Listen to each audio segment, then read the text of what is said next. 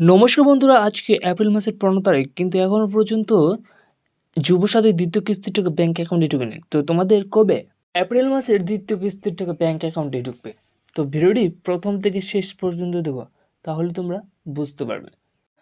আর তোমরা যারা মার্চ মাসে প্রথম কিস্তির টাকা পেয়েছো, তো তোমাদের দ্বিতীয় কিস্তির টাকা এপ্রিল মাসের 17 তারিখের মধ্যে সবার ব্যাঙ্ক অ্যাকাউন্টে ঢুকে যাবে।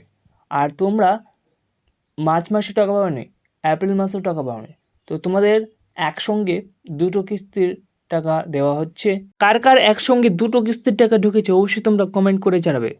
আর তোমরা কে কে এপ্রিল মাসের টাকা পেয়েছো অবশ্যই তোমরা কমেন্ট করে জানাবে। আর কারা কারা পাওনি তোমরাও অবশ্যই কমেন্ট করে জানাবে। তো আজকের ভিডিওটি এখান থেকেই ছিল। যদি ভিডিওটি ভালো লাগতো অবশ্যই একটা লাইক করে দেবে। আর চ্যানেলে নতুন হয়ে থাকলে অবশ্যই চ্যানেলটিকে সাবস্ক্রাইব করে দেবে।